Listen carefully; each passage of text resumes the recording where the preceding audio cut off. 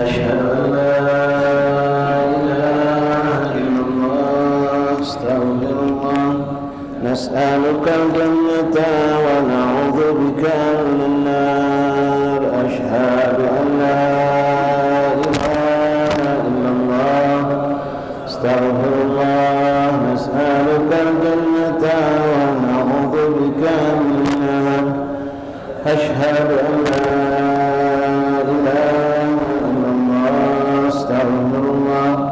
نسألك الجنة ونعوذ بك من النار اللهم إنك عفو تحب العفو فاعف عنا اللهم إنك عفو تحب العفو فاعف عنا اللهم إنك عفو كريم تحب العفو فاعف عنا يا كريم يا أنت إلهي لا إله غيرك اغفر لنا ذنب العظيم فإنه لا يغفر الذنب العظيم إلا العظيم أشهد أن لا إله إلا الله استغفر الله نسألك الجنة ونعوذ بك من النار أشهد أن لا إله إلا الله استغفر الله نسألك الجنة ونعوذ بك من النار أشهد أن لا إله إلا الله أستغفر الله نسألك الجنة ونعوذ بك من النار اللهم إنك عفو تحب العفو فاعف عنا اللهم إنك عفو تحب العفو فاعف عنا اللهم إنك عفو كريم تحب العفو فاعف عنا يا كريم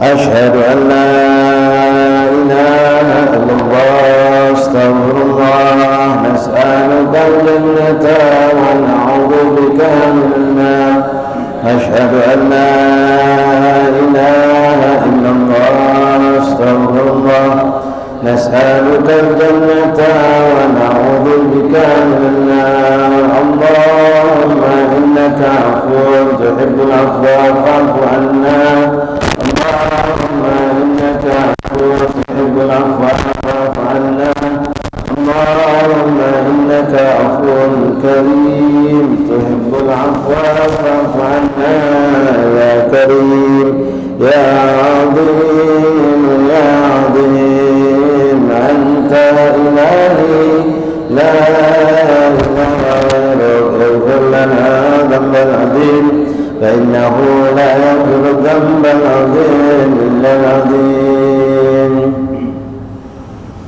بسم الله الرحمن الرحيم الحمد لله رب العالمين حمدا يوافي نعمه ويكافئ مزيدا يا ربنا لك الحمد كما ينبغي لجلالك ولعظيم سلطانك اللهم صل وسلم وبارك وكرم على سيدنا مولانا محمد وعلى آل سيدنا مولانا محمد افتح باب رحمة الله عدد ما في علم الله صلاة وسلاما دائمين بدوام ملك الله وعلى آله وصحبه ومن والاه اللهم رب اشرح لي صدري ويسر لي أمري واحلل عقدة من لساني يفقهوا قولي ربي زدنا علما ويقينا وارزقنا فهما اللهم ارزقنا فهم النبيين وحفظ المرسلين وإلحامك إلحام الملائكة المقربين سبحانك لا علم لنا إلا ما علمتنا إنك أنت العليم الحكيم وتب علينا يا رب إنك أنت التواب الرحيم اغفر لنا وارحمنا وأنت خير الراحمين فانصرنا على القوم الكافرين اللهم يا من وفق أهل الخير وأعانهم عليه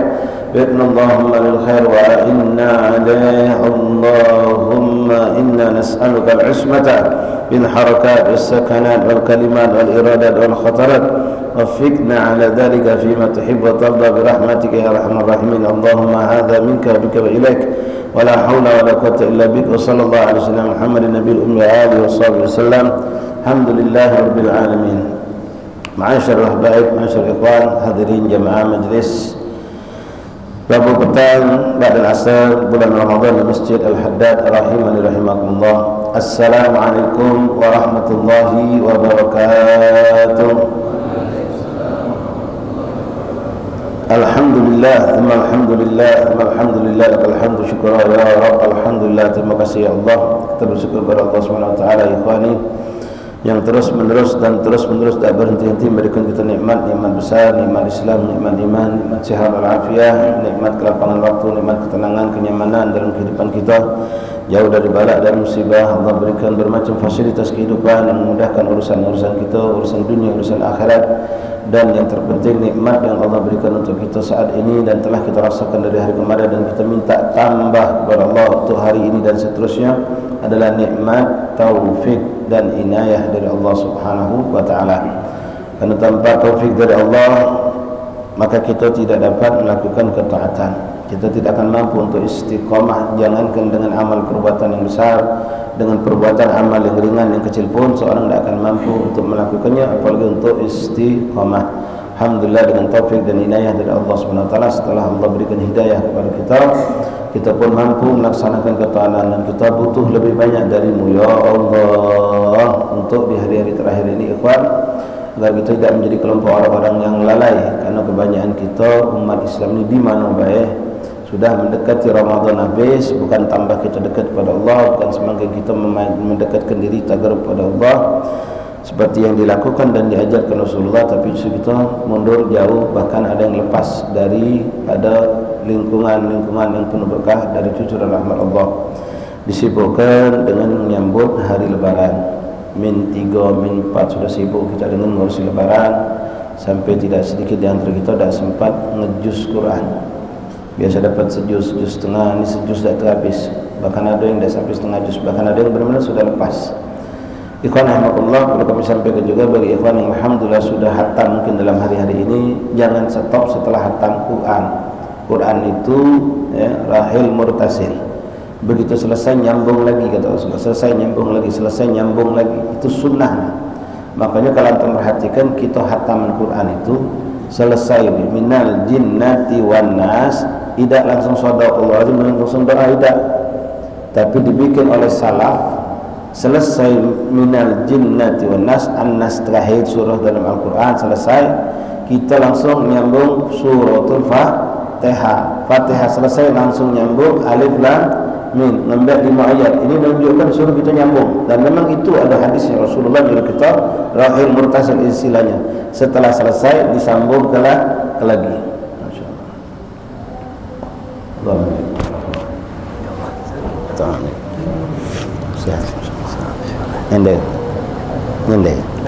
Nyendek alhamdulillah, insyaallah. Jadi kalau sudah selesai nyambung lagi, ya bukan sudah selesai, sudah hatam.